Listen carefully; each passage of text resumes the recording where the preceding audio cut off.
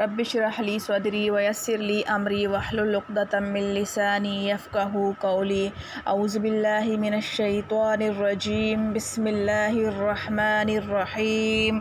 इन्नस सफ़ा वल मरवता मिन शाइरिल्लाहि, बेशक सफ़ा और मरवा निशानियों में से हैं अल्लाह की। फ़मा हज्जल बैत अव इअतमर फ़ला जुनाह अलैहि अन यत्तवफ़ बिहिमा, सो जो कोई हज करे बैतुल्लाह का या उम्रा तो कुछ गुनाह नहीं उसको के तवाफ़ करे इन दोनों में।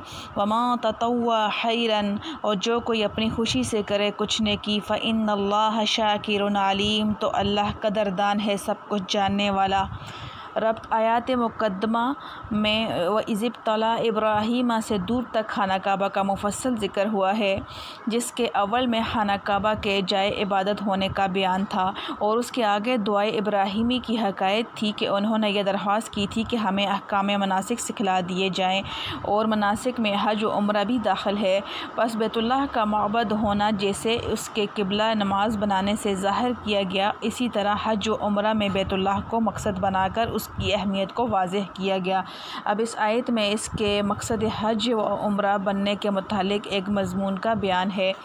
वो ये है कि सफ़ा व मरवा दो पहाड़ियाँ मक्का में हैं। हज व उम्रा में काबा का तवाफ़ करके उनके दरमियान में दौड़ते चलते हैं, जिसको सही कहते हैं। चूँकि ज़माना जाहिलियत में भी ये सही होती थी और उस वक्त सफ़ा और मरवा पर कुछ मूर्तियाँ रखी थीं, इसलिए बाज़ मुसलमानों को शुबह पड़ गया कि शायद ये रसूम जाहिलियत से हो और मौजब गुनाह हो, और बाज़ जाहिलियत में भी उसको गुनाह समझते थे। उनको ये शुबह हुआ कि शायद इस्लाम में भी गुनाह हो। अल्लाह ताला को ये शुबह दफ़ा करना मकसूद है। बस मज़मून साबिक़ में काबा के क़िबला नमाज होने पर एतराज़ कुफ़ार का दफ़ा करना मकसूद था, और मज़मून लाहिक में काबा के मकसद हज व उम्रा के मुतालिक एक अमर यानी सफ़ा व मरवा की सही पर ख़ुद मुसलमानों के शुबह का अज़ाला फरमाना मकसूद है। यह वजह दोनों मज़मूनों में रब्त की है। खुलासा तफ़सीर, सफ़ा व मरवा की सही में कोई शुबह न करो, क्योंकि तहक़ीक़तन सफ़ा और मरवा और उनके दरमियान में सही करना मिन जुमला यादगार दीन खुदावंदी है। सो जो शख्स हज करे बैतुल्लाह का या उसका उम्रा करे, उस पर ज़रा भी गुनाह नहीं, जैसा तुमको शुबह हो गया। इन दोनों के दरमियान साई के मारूफ़ तरीक़ा के मुताबिक आमदरफ़्त करने में जिसका नाम साई है, और गुनाह क्या बल्कि सवाब होता है, क्योंकि यह साई तो शरहन अमर खैर है और हमारे यहाँ का ज़ाब्ता यही है कि जो शख्स खुशी से कोई अमर खैर करे तो हक़ ताला उसकी बड़ी कदरदानी करते हैं और उस खैर करने वाले की नीयत व खुलूस को खूब जानते हैं। बस इस ज़ाब्ता की रूह से सही करने वाले को बेमिक़दार इख़लास सवाब हासिल होगा, सवाब हनायत होगा। मारिफ़ व मसाइल, बाज़ लुग़ात की तहक़ीक़ शाइर अल्लाह, शायर की जमा है शायर जमा है शायरा की, जिसके मानी अलामत के हैं। शाइर अल्लाह से मुराद वो अमाल हैं जिसको अल्लाह ताला ने दीन की अलामतें करार दिया है। हज के लफ्ज़ी मानी कस्द करने के हैं और इस्तिलाह कुरान और सुन्नत में ख़ास खाना काबा का कस्द करने और वहाँ फ़आल मख़सूसा के अदा करने को हज कहा जाता है।